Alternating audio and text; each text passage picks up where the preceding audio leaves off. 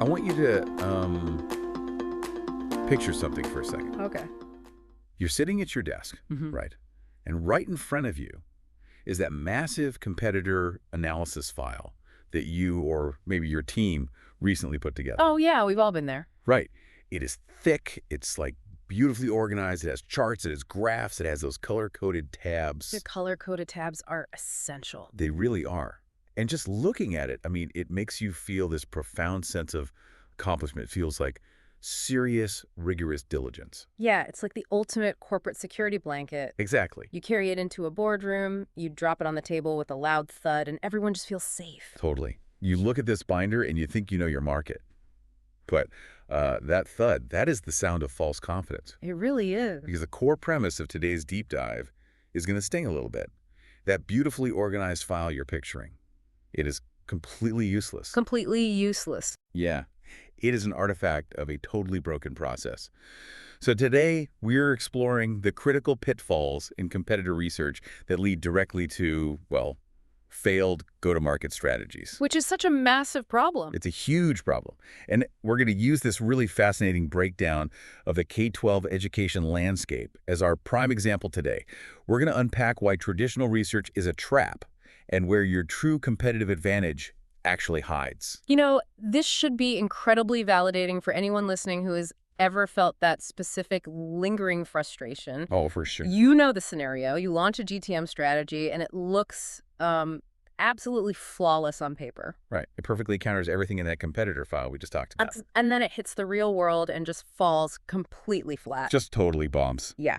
And the reason this happens is simple but devastating. I mean, teams are building their entire offensive strategy on the one single source their competitor fully controls. Wow, yeah.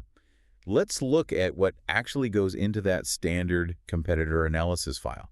Because when you map out something like, say, the K-12 private education landscape, you always see the exact same classic ingredients. Always. You pull the competitor brochures, you download their published fee tiers, Yep. you scrape their highly polished About Us page, and maybe you read a handful of Google reviews, Right. and then you compile all this into a matrix, and you proudly call it competitive intelligence. Which is an incredibly generous term for what is essentially just a reading comprehension exercise. A reading comprehension exercise. That's exactly what it is. Like trying to understand what someone's actual day-to-day personality is like by exclusively reading their online dating profile. Oh, that's a perfect analogy. Right, because you're getting the absolute best lighting, the most curated anecdotes, and just a deeply staged version of reality. Yeah, and if you build a long-term relationship strategy based on an exaggerated dating profile, you are going to be miserable. Totally miserable. But let me challenge this slightly, just to play devil's advocate. Okay, go for it. I completely understand that a brochure is biased, obviously.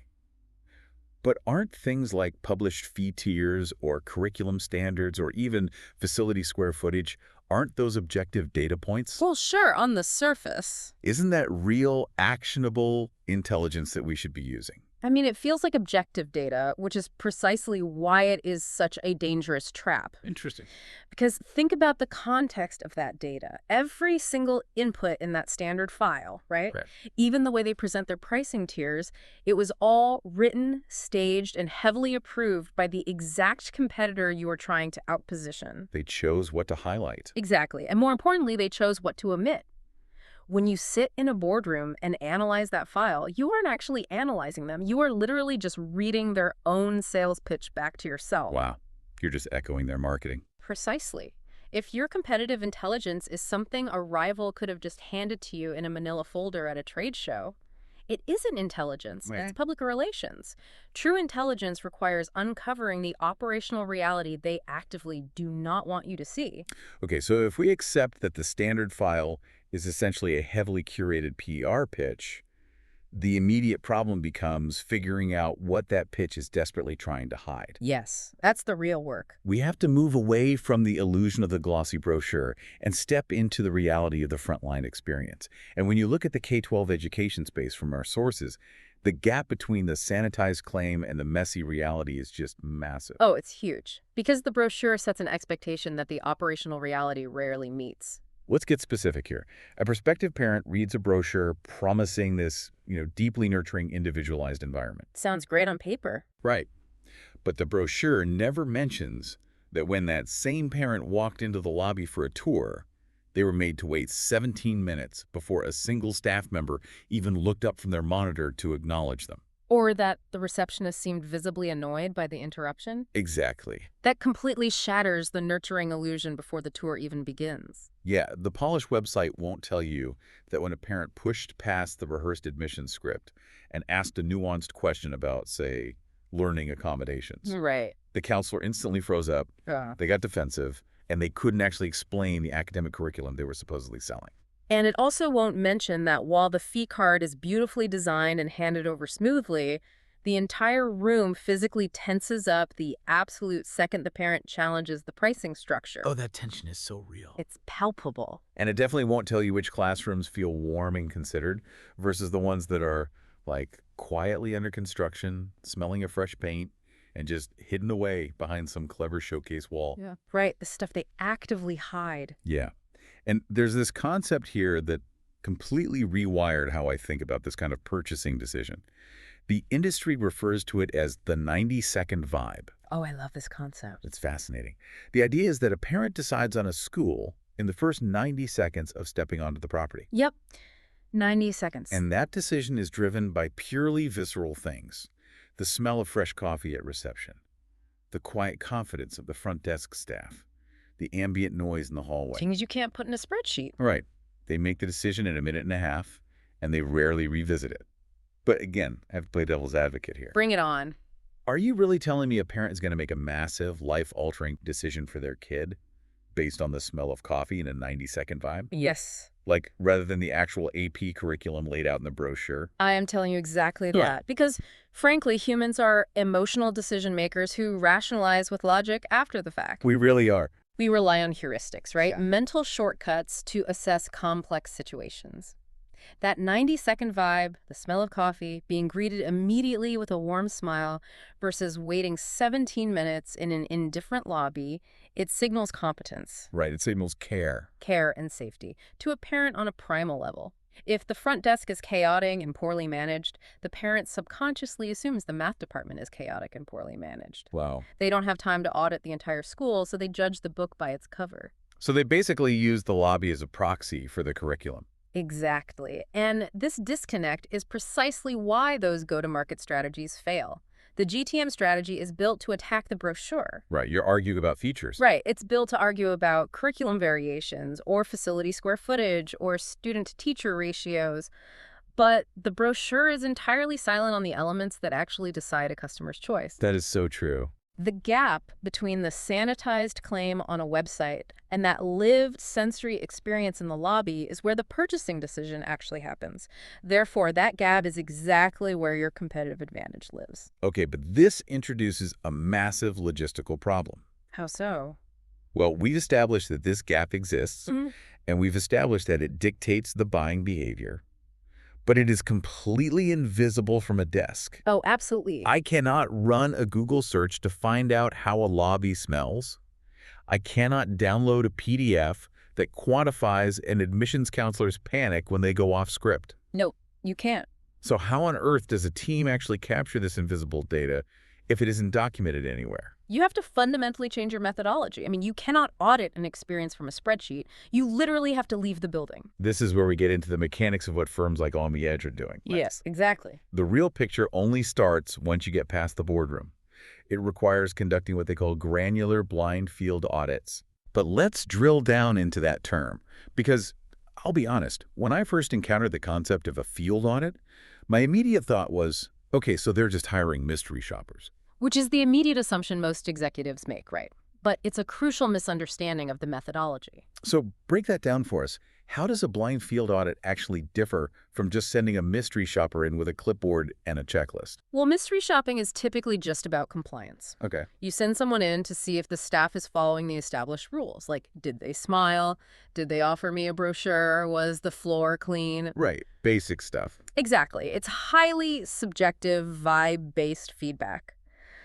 But an operational stress test, which is what a true blind field audit actually is fundamentally different. How so? You are placing highly trained researchers directly inside the consumer journey to map the architectural flaws of the competitor's system. Oh, wow. They aren't just checking a box to see if the counselor is nice, they are executing a specific sequence of actions to see where the system physically breaks down. So they're actively trying to find the friction points. Precisely.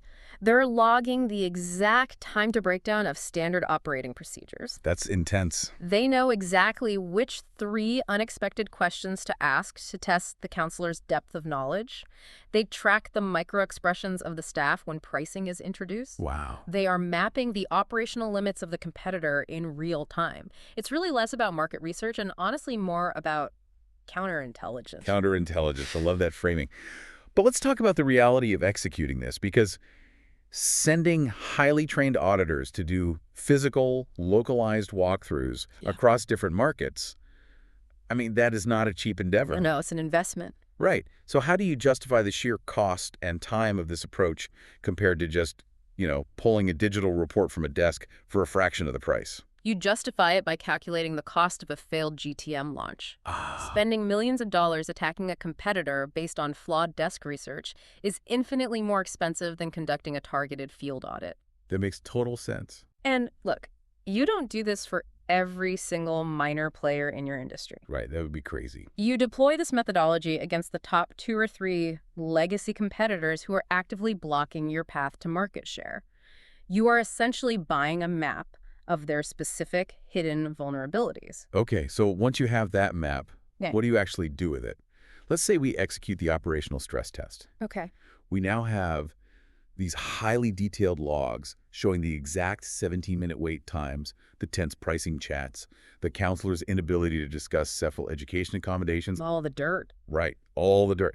How does a list of someone else's bad habits actually become a strategy? This is where the magic of data layering comes in. Data layering. Yeah, you don't look at the field audit in isolation. You take this newly discovered lived reality and you layer it directly over the baseline digital research. Oh, I see. The public pricing, the marketed claims, the digital footprint we talked about earlier, you are essentially layering qualitative friction over quantitative data.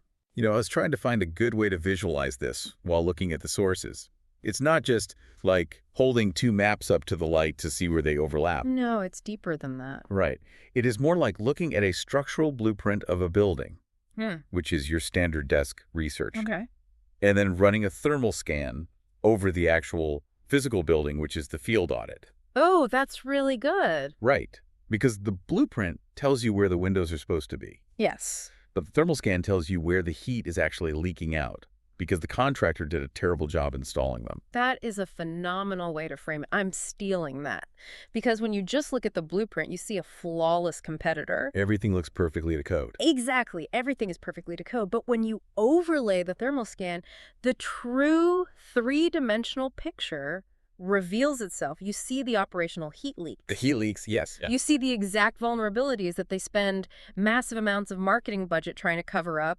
And this connects directly to the ultimate goal for anyone analyzing a market, which is winning. Right. We have to take this frontline intelligence and use it to fix a broken go-to-market strategy. Because if you know their lobby wait time is atrocious, how does that actually change your approach to the market? It changes the battlefield entirely. I mean, a core lesson here is that you do not beat a legacy competitor by trying to outspend their billboard budget. And that is the classic GTM trap. Oh, it happens all the time. If we only read their pristine brochure, we look at their polished messaging and we think, well, their marketing is unbeatable, so we just need louder marketing. We need more ads. Right. We blow our entire budget on bigger billboards, flashier ads, and aggressive digital campaigns just arguing about our curriculum. Yep. We actively choose to fight them on the exact battlefield they want us, on the one they already dominate. Which is a guaranteed losing game every single time. We tend to think of a go-to-market strategy purely as a function of marketing and sales spend. Mostly, yeah. But the real GTM strategy isn't about marketing at all. It's about operational design. Operational design. Walk me through what that actually looks like in practice. Sure. You beat the legacy competitor by designing an operational ecosystem that deliberately and systematically removes the exact frictions their customers secretly hate. Wow. The very frictions your competitor will never, ever admit to. Let's go back to the K-12 example. Okay, let's do it. If your thermal scan reveals that their admissions counselors freeze when pushed on the curriculum, your GTM strategy shouldn't just be printing a better brochure about your own curriculum. Because that's what everyone else does. Right. Your GTM strategy is operational. You ensure that every single person at your front desk is a deeply trained subject matter expert who is empowered and excited to go off script with parents. So your product isn't just the curriculum anymore. Your product is the purchasing experience itself. Exactly. If you know their pricing conversations are tense, defensive, and shrouded in anxiety, what do? You do the exact opposite. Your GTM strategy is to implement radical, disarming transparency about fees the absolute moment a parent walks in the door. Just put it right out there. Put it on the wall. You don't outmarket them. You out-operate them. You weaponize their operational friction and turn it into your operational standard. You are neutralizing their hidden weaknesses with your visible strengths. Exactly. And what's brilliant is that they can't address your competitive advantage, because to do so, they would have to publicly admit that their wait times are terrible and their staff is poorly trained. Right. It puts them in an impossible position. They're basically paralyzed by their own PR. They are paralyzed by their own PR. That's exactly it. So let's distill all of this down for you, the listener. If there is a core lesson to take away from this deep dive, it is that you have to get up from the desk. Get out of the building. You must stop relying on those comfortable, color-coded files full of sanitized claims and staged public relations. You really need to recognize the absolute, undeniable power of the 90-second vibe. It's everything. And understand that humans buy based on friction and feeling, not just logic and features. True competitive intelligence, the kind that actually secures market share, only lives in the frontline experience. You have to go find the friction. And as we wrap up, I really want to leave you with something to mull over on your own. Okay. We've spent this entire deep dive talking about offensive strategy, right? How to uncover your competitors' hidden frictions by stepping out of the boardroom and into their customer journey. Right. But turn that lens inward for a second. Think about your own company. Oh, boy. If your biggest rival sent a highly trained blind field auditor into your lobby tomorrow morning, or onto your digital sales flow, or into your customer success pipeline. That is terrifying. What invisible 17-minute wait times or tense defensive pricing conversations would they discover that you are currently entirely blind to? That is a chilling thought.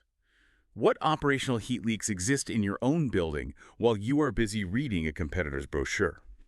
Look past the blueprint, folks. Run the thermal scan and find the real signal. Thanks for joining us on this deep dive.